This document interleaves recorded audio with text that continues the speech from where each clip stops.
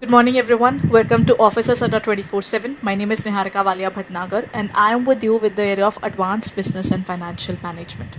Today, I'll be talking about the area of, we were continuing with the area of organizing, so I'm going to talk about more questions relating to organizing today. So, let's move on and talk about the particular area there. Right? Okay, so before we proceed further, what is organizing exactly? If I define the term organizing, it can be stated as something which relates to the area of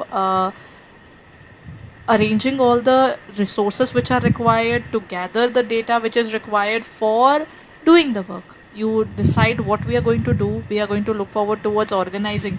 That is, we'll be arranging the resources. We'll start with the execution of the process there, and then we will look forward towards executing it. That is, once we have decided the skeleton of the organization, position will be there, whose position will be there, and then we will put those people into that particular position, and we will look forward to it further. So in this case, the first thing that can happen here is that we will prepare the books of accounts in such a way that we are having that first of all we are looking forward towards the structure of the organization.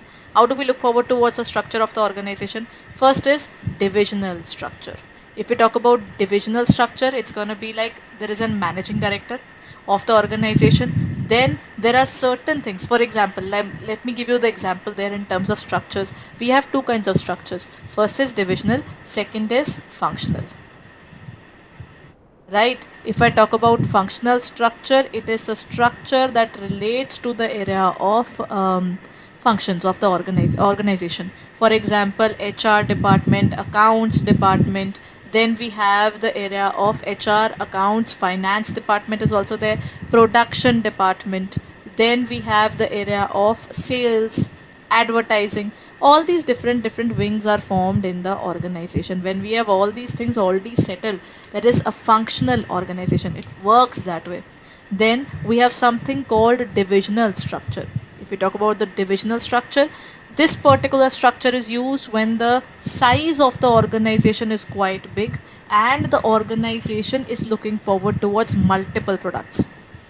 So functional structure refers to the structure where there is only one particular product and they are just having different departments, while divisional structure can be stated as a particular method in which they will look forward towards the area of organization where they have the MD there and they are looking forward to different workings there. For example, we have cosmetics, we have garments, we have footwear, we have skincare, we have medicines. These are umbrella organizations which has multiple areas. So what they'll do is, first of all, they will create a different companies, and when they create different companies, and they, for example, just looking at garment section, under garment section they have HR, under cosmetics they will also have HR, under marketing, marketing of garments would be done, marketing of cosmetics would be done, but this won't be done together. That means the garment industry having the marketing would be different from the cosmetic industry marketing.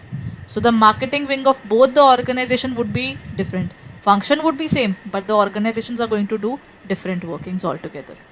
And then we have footwear, then we have skincare, research and development is there, then we have medicine. All these different set of workings are defined under divisional structure. So under divisional structure, what do they do? Under divisional structure, they will be having different sort of brands under which they are working, right?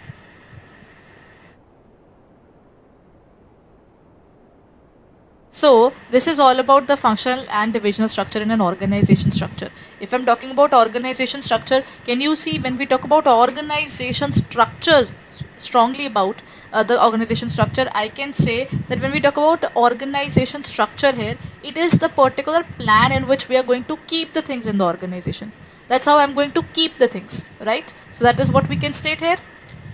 And then point there, which of the following is not a feature of the formal organization?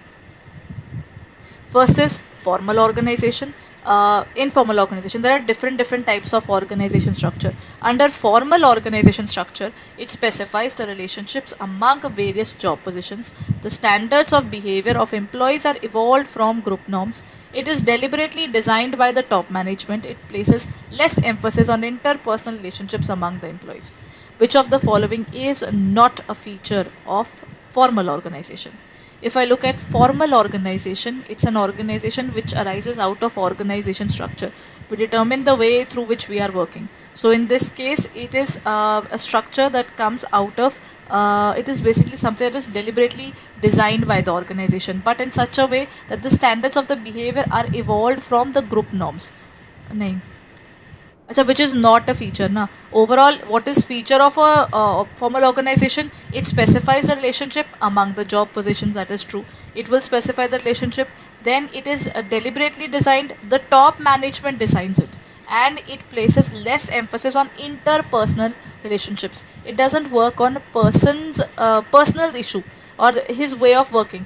It talks about the organization and organizational way of working. So in this case, one point is clear when we talk about which of the following is not a feature of formal organization. It is something which defines group norms. Group norms are there in terms of informal organization. Okay? So this is a part of informal organization.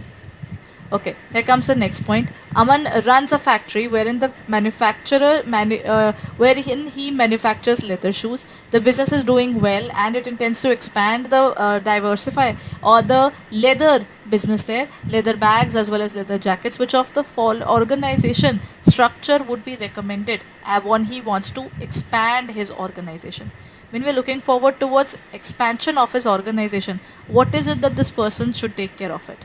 See, is this particular thing related to different types of products?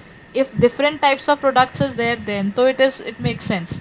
What does make sense? That we have different companies for that, you know. But if the products are of same thing, they are all made up of leather. So how does it matter? For example, Woodland provides shoes. Woodland provides multiple formal things there, you know. So then in this case, they have a lineage, lines of working there, defined. Right?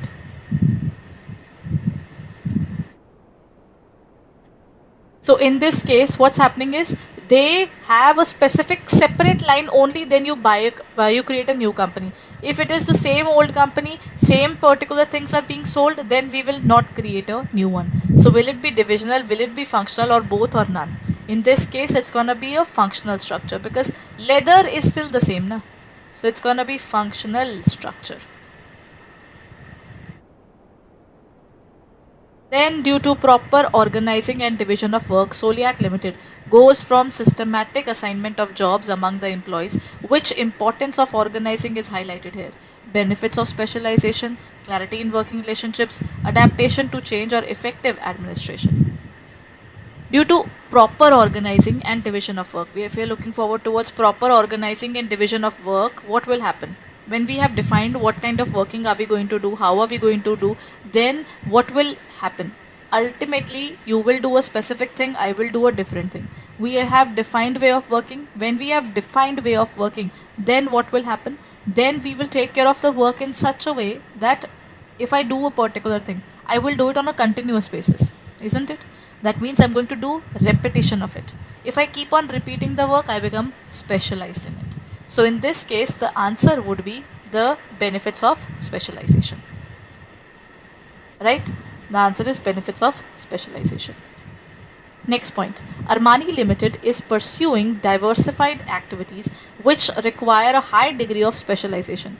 Ultimately, the workforce is required to be very specialized, because if I am dealing in premium products, that is not FMCG. So the premium products requires the particular person to be very careful about the working, because premium good is basically a separate lineage altogether. The attraction of those kind of products is very different from the normal ones. So we have to identify the type of structure that should be followed by Armani Limited. Functional, divisional, decentralized, or informal. So in this case, what would be the answer? Since they are making it very specialized, it is going to be functional, because it is their specific product, not products. So when we have divisional, and when do we have functional? Functional and divisional, what's the difference? Functional and divisional. Functional is basically something which I can say which has only one product, and divisional has multiple products.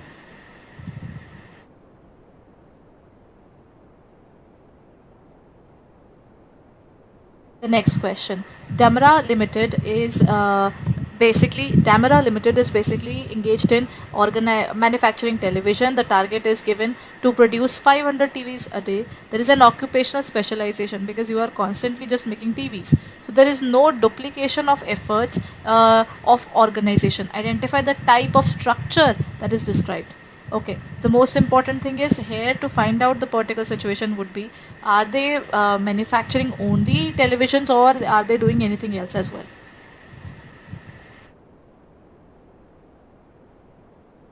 It is just producing one particular product or multiple products.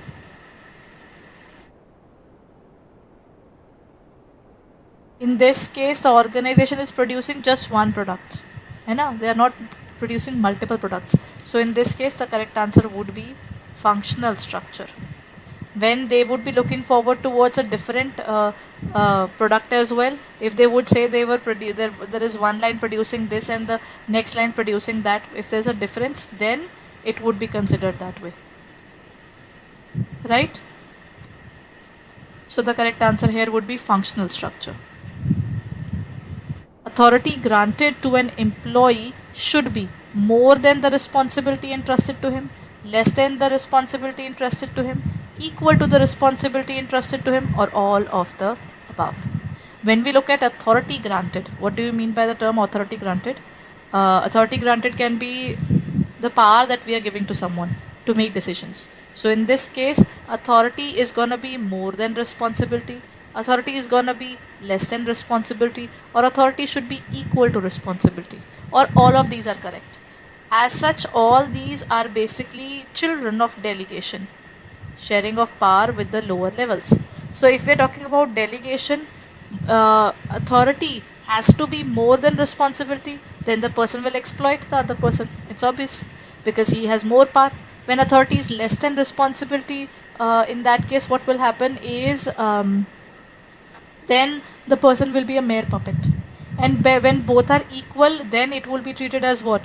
This is where that is ideal situation, because then accountability can also be established. So in this case, the correct answer would be equal to the responsibility entrusted in him. Basically, it can be stated well. There was a particular movie of Spider-Man in which one of his uncles, Uncle Ben, states that that with great power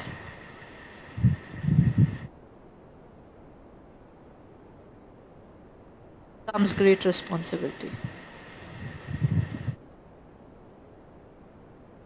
If there were kingdoms in our country, the kings also took up the responsibilities of their people as well.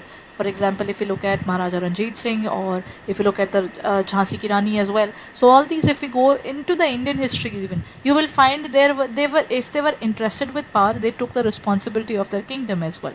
The problem arises when the particular person has more power than his responsibility. That is something that happened with with countries like Germany. Adolf Hitler was given immense level of authority, while the people weren't really answerable to for the situations that were happening. So technically, what was happening in this scenario was he was having more benefits. So ultimately, that turns into an exploitative organization. Okay.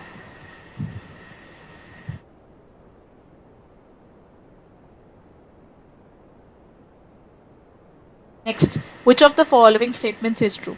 The fifth criterion of ethisphere is leadership, innovation, and reputation. It is often shared responsibility among the officers and following cascades. Achha, this is a little area of ethics there. So since that is not a part of it, then we'll be skipping this question. Which of the following statements is true? Which is true? So you'll have to find the true answer only. Managers who engage in controlling activity, watch, evaluate when needed, suggest corrective action. These kind of organizations exist and they are called free rein. Of the manager will enter only when he feels there is a need. Otherwise, he will let them play. He will let them do whatever they want to do. Traditional control model suggests that controlling is a three-step process. Planning provides the basis for control process by providing the standards for performance against which the managers compare the organizational activities. Okay, I hope now it would be visible. All the points are visible now, right? In this case, see, controlling was never a two-step process, three-step process. It's way more than that. Ideally, there are 4 to 5 steps. So in this case, 1 and 3 are definitely correct.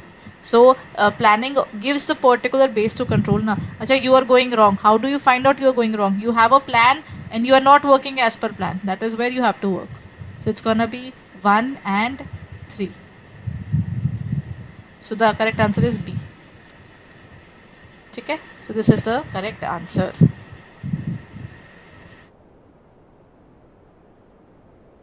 Now let's move on to the next point. In this case, what are they saying? They are saying that in which situation the divisional structure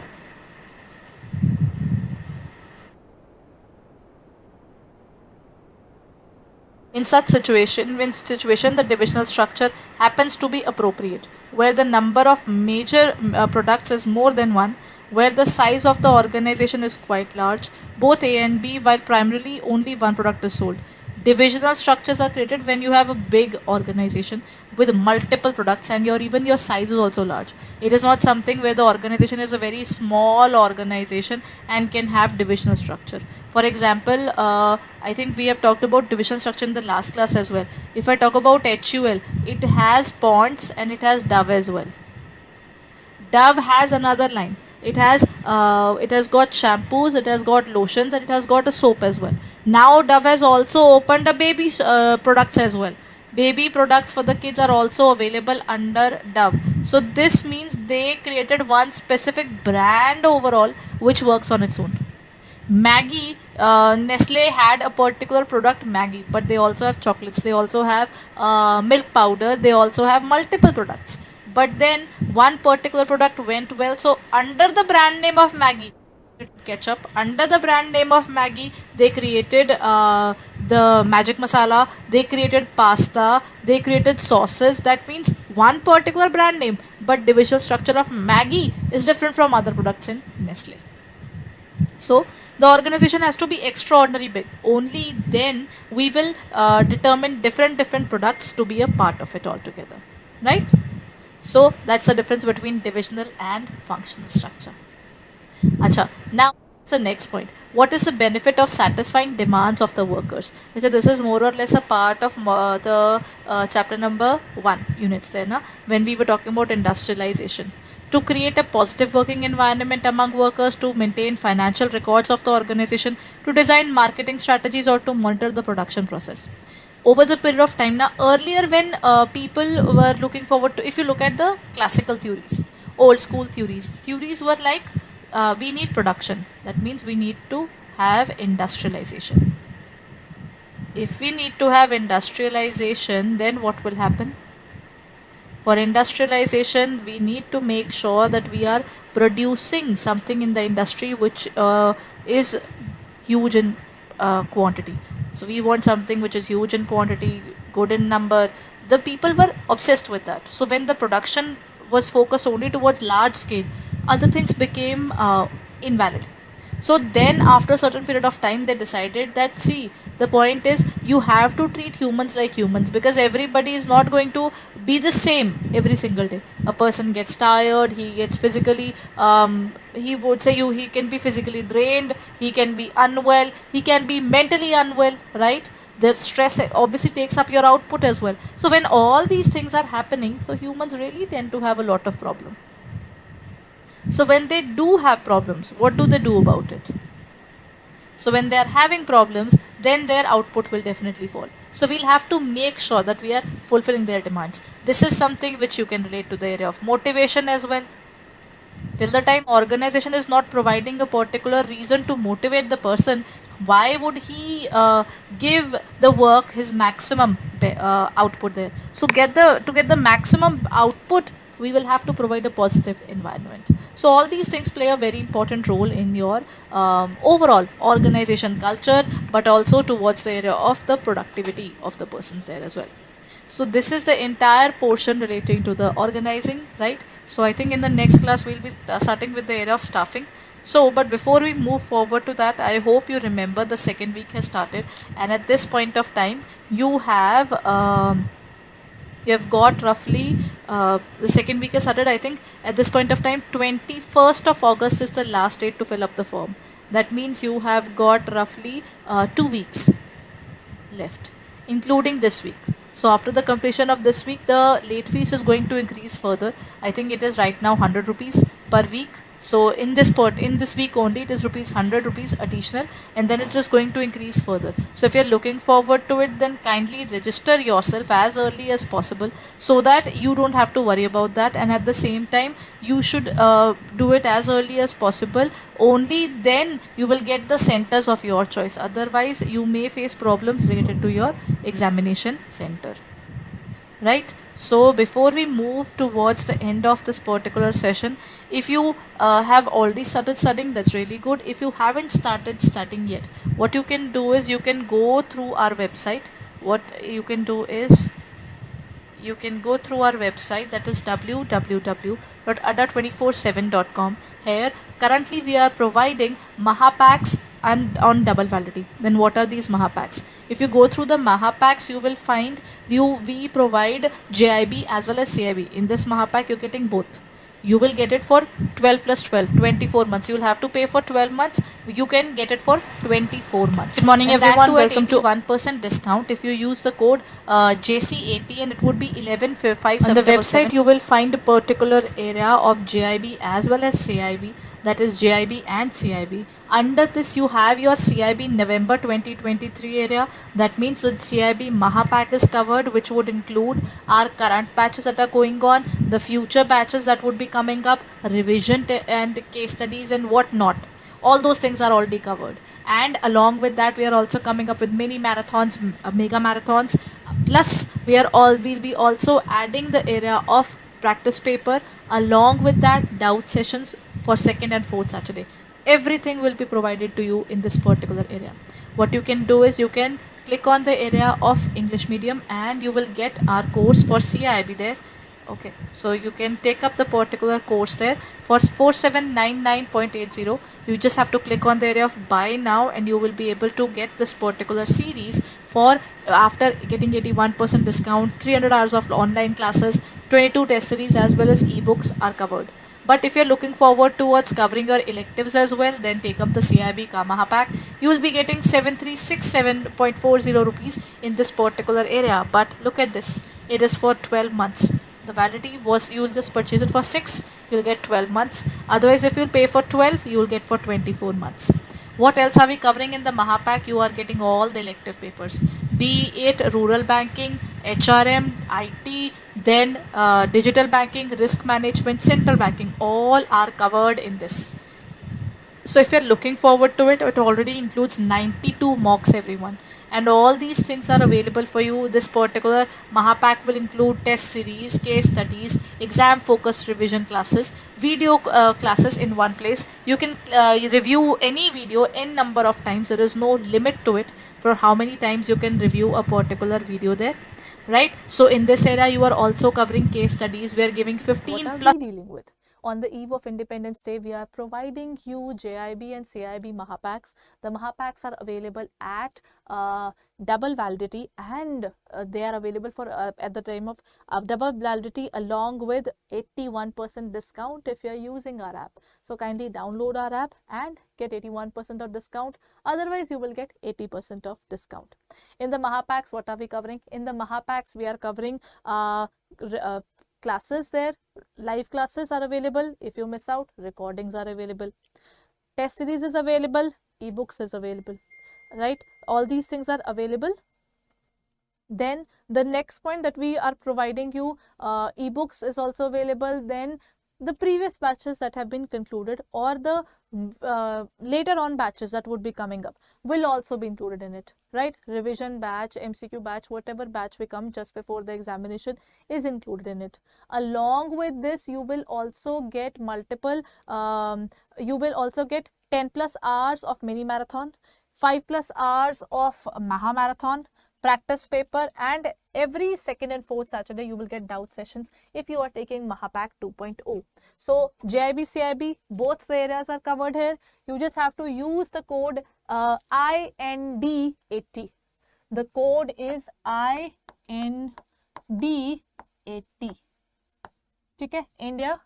So there you can take it up, and at this point of time we are also providing you officers Adda Maha Pack. In this Maha Pack you are getting JIB, you are getting CAIIB, you are getting bank promotion as well as certification, one particular course, and everything related to the banking area. Every single growth aspect that is available for you at this stage is all covered in this particular pack. So if you are looking forward to all these things, then what are you waiting for? What you can do is, first of all, if you haven't registered yet, then kindly finish up the registration process, and then you can take any of our courses. At this point of time we are also providing our Sankalp batches. The Sankalp batches has also started, so all the 4 subjects are covered there. In the Maha Pack we are covering way more things. That is why I say that bigger is better. That is covered in that area. But if you want to take up the subjects, then the subjects are also available here. So let me guide you towards the area of our website that you can decide what you would like to do with it. Let's go to the website there. You just have to go on to adda247.com, then www.adda247.com, or you can go to our app. Even you can find it on the Play Store, both in iPhone as well as Android. Go on to the area of JIB and CIB. Go on to the area of JIB, and this is what you can get. Double validity is available on JIB and CIB, as well as only JIB even. And we also have the officers Adda Maha Pack here. You can get the maximum discounts by using the code IND80. What you can do is, if you're looking forward to JIB and CIB Maha Pack, then use the code IND80. It is available here. You just have to use IND80, apply it, and you will get it for 11,577.80.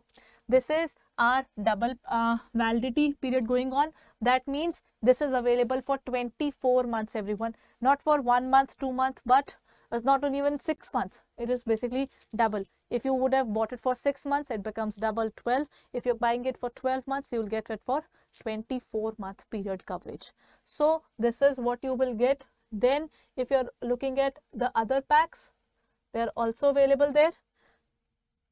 In the area of JIB and CIB, the other things are provided here.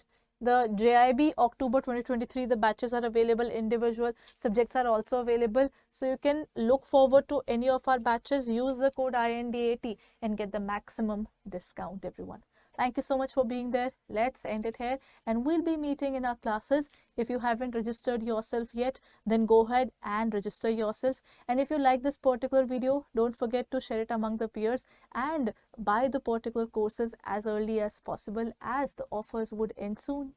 So thank you so much, everyone. And at the same time, if you haven't subscribed to our channel yet, then kindly go ahead and subscribe the channel. Thank you.